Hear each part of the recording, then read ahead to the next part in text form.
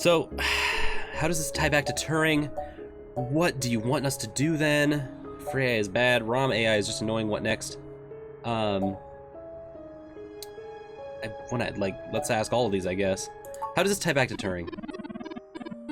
I think we gotta do something to stop the launch of Big Blue. Okay, I'm with ya.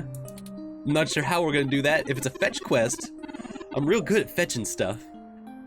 It's too dangerous. I don't want a company like Parallax in sole control of the most powerful machine intelligence on the planet. If we can get Hayden's original source code for Turing and upload it onto the mesh through Parallax's server, we can turn every single ROM into sapient individual. Gosh, I'd be like, well, what about like government involvement in this? But the private companies already own like the police, and Parallax already definitely owns the whole like car system, automated cars and licensing and all that stuff. So it's like, what would they even be able to do if Parallax already owns the whole city? But we can turn every single ROM into a sapient individual. Whoa.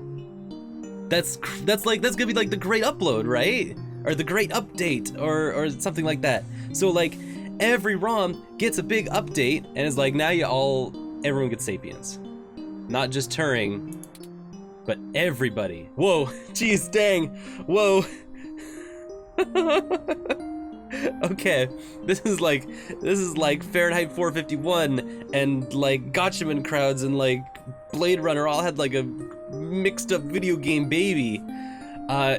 God, the great update, the real singularity, like the singularity but for robots, that they would be not only have to be responsible for themselves but also for one another and responsible for their role within like a larger like humanity or personhood, because it's not like humans, right?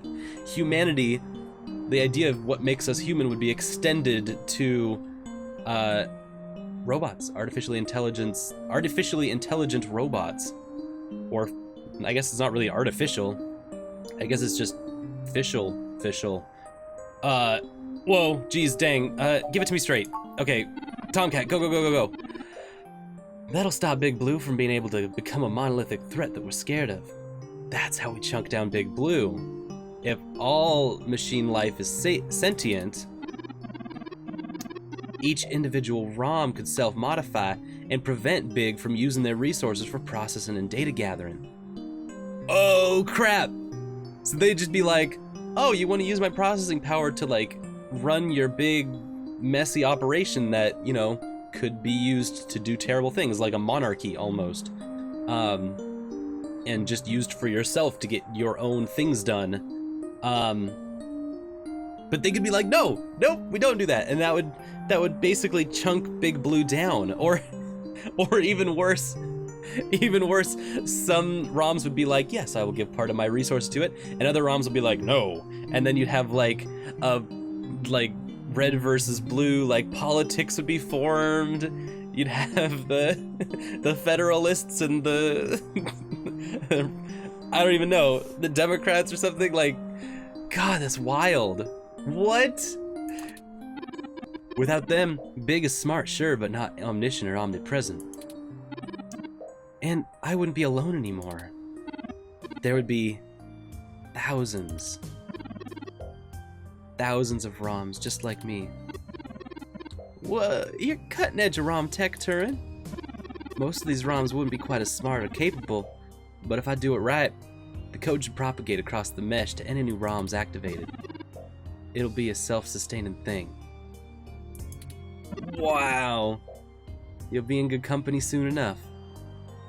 Holy crap. You're kidding me.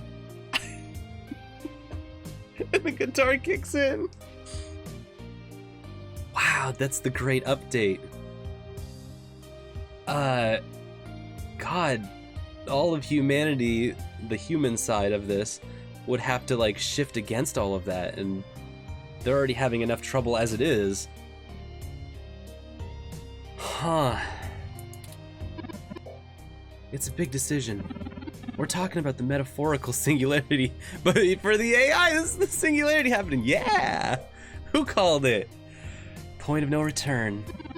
Is it okay for us to make the decision for the entire world? We don't have any other choice. Oh, jeez. This is gonna happen, one way or another. Either Parallax gets to control the debut of machine intelligence, or we let the ROMs control themselves. Or we could have Turing make his debut, or their debut. And Turing could pop out and be like, I'm sentient machine intelligence. Hey! Give him a little top hat, give him a little cane. Just dance his way out there, hello my baby. Ooh, that'd be good. We get to control the debut of ROMs. It would be within our hands, which is messed up, because it's like Hayden built the program to develop the machine sapience that Turing is running and developing further, and it's like 4 layers removed, but that makes Hayden the grandfather of machine intelligence, right? Or great-grandfather. What do you think, Solon? God, what do I think? What do I think?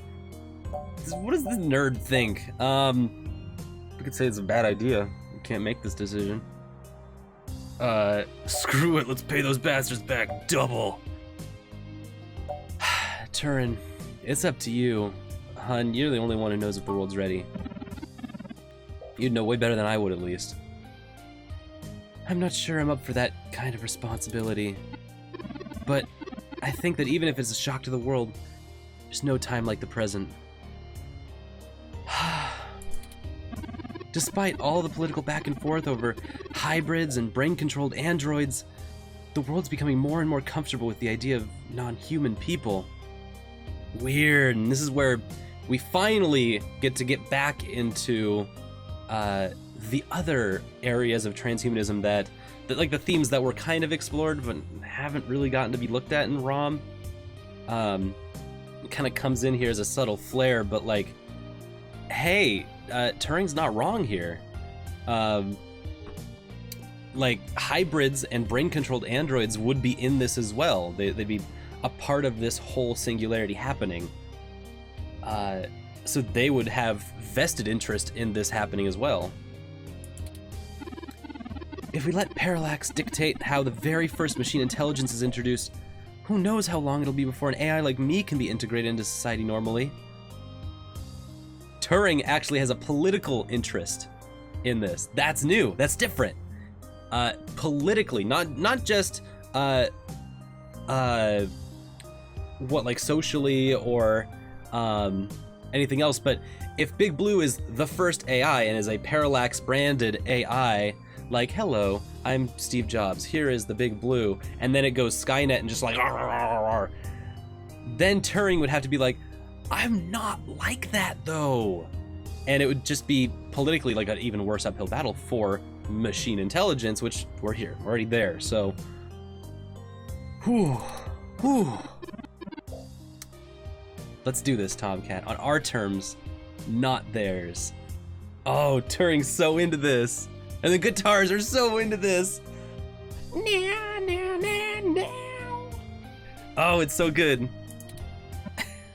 Yes. I love nothing more than a little good old-fashioned technology-inspired anarchy. Don't we all, Tomcat? First things first, we need to get our hands on Turing's source code. The research notes we've gotten so far are helpful, and I think it's given me an idea how to spread a little bit of Turing all over the place. But they don't actually have Hayden's programs included. Oh, okay.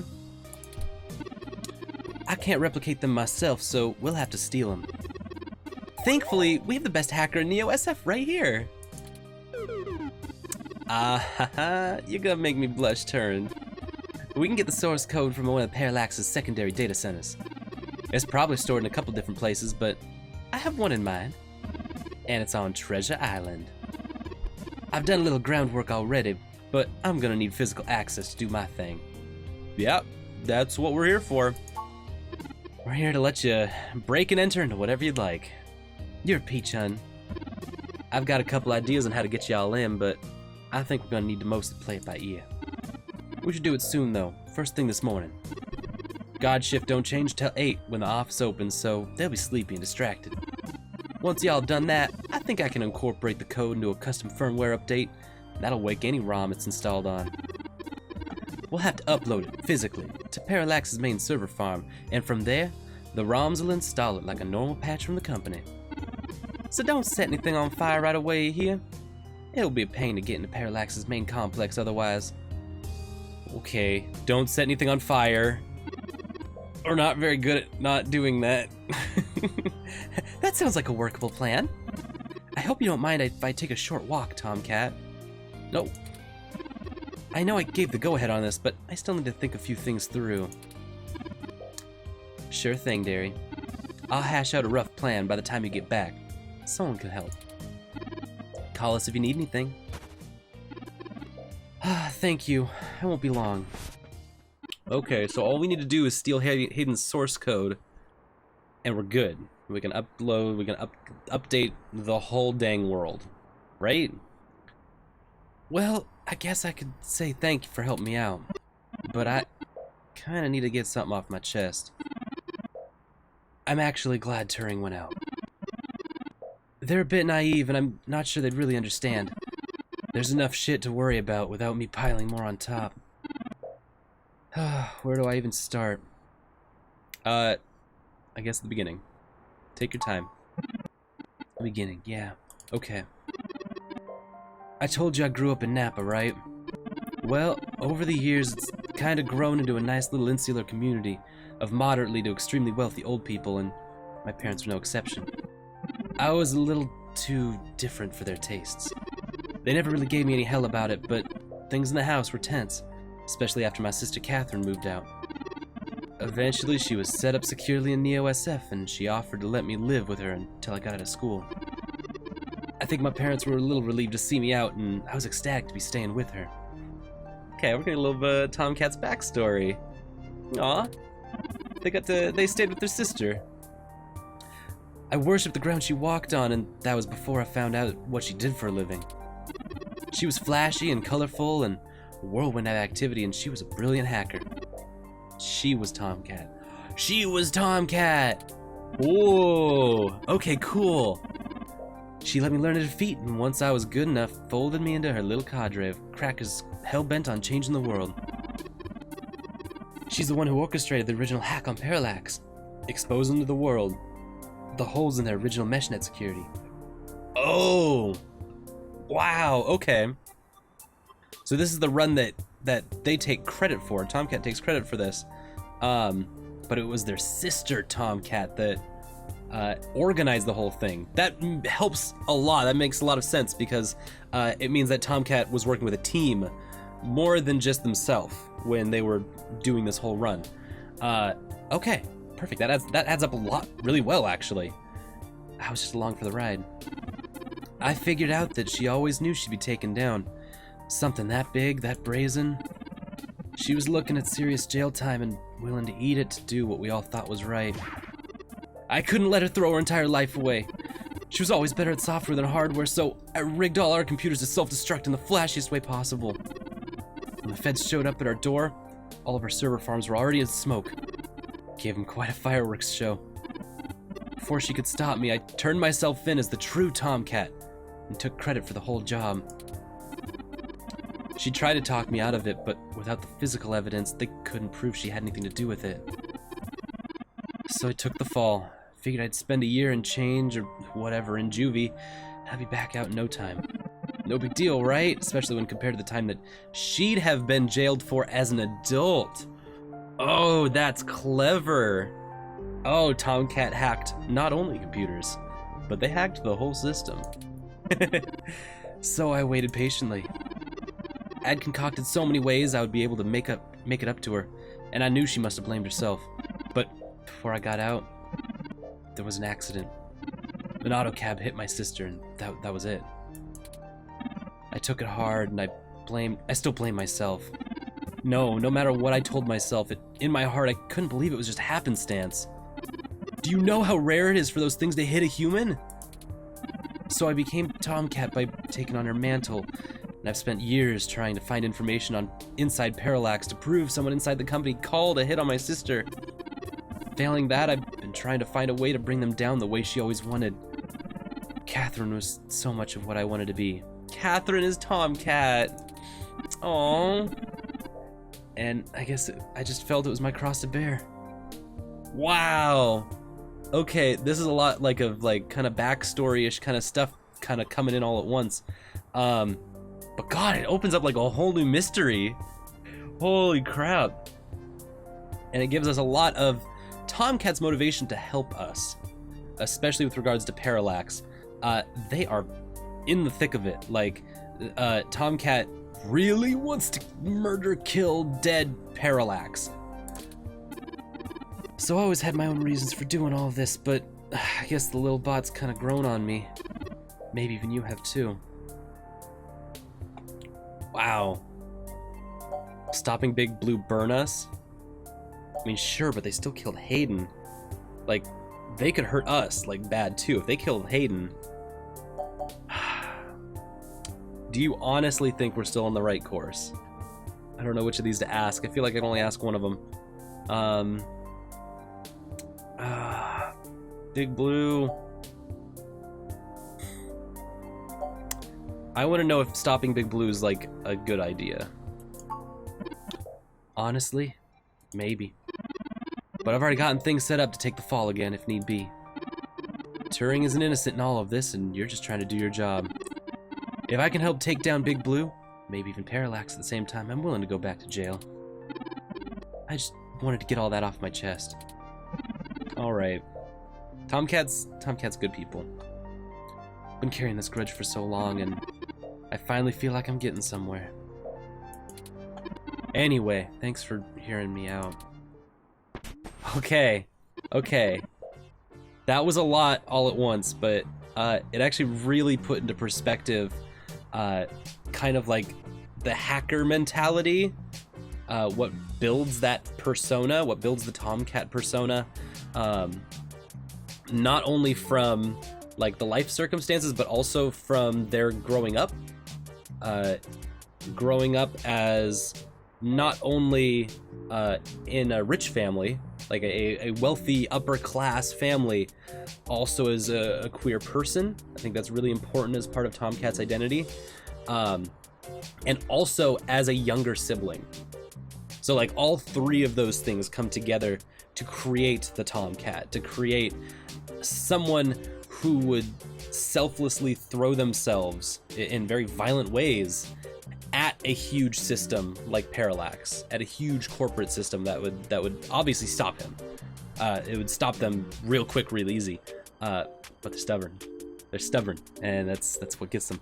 And there's kind of like all of these different characters throughout ROM that represent these different upbringings, different lifestyles, especially along a class line. And we saw that with the last chapter a bunch, because all four of our victims, very, very different people, come from very different walks of life. From lower class, middle class, upper class, and all have their own things that motivate them to succeed in whatever their passions are, and have their own ways to do that. And so yeah, there's definitely like this diversity that's represented within the cast that helps ROM as a whole, as a story, achieve its goals even better. It's very cool having it all come together like this. It's not some kind of, it doesn't feel like it at this point. It doesn't feel like some kind of checking off the box, the lists of like socially political identities to cross off like a checklist or something. It feels more like all of these identities represent a more wholer picture of why these characters are here and why they exist in their worlds, and how those interact with one another. And so it's cool. I wish there was a little more involved in like a lower class kind of area, or at least like a working class kind of area, to show how that gets involved in all of this, especially because if Parallax goes under, that puts a lot of people out of like jobs and stuff. Not just working class, but middle class and stuff. And they would probably need to defend that in some way, or maybe not defend it for other reasons. Yeah, I think there'd be lots of fun things like that. Okay, let's get on with the story. Let's finish the job. We know what we have to do. We have to go get Hayden's source code. Once we get Hayden's source code, we can just update all the ROMs. Bada bing, bada boom. Walk our way out of here. No problems at all. I'm ready. Turing's ready. I'm ready. Tomcat's ready. Good. Wasted enough time. Mark the location of the data center on your map. Let's go.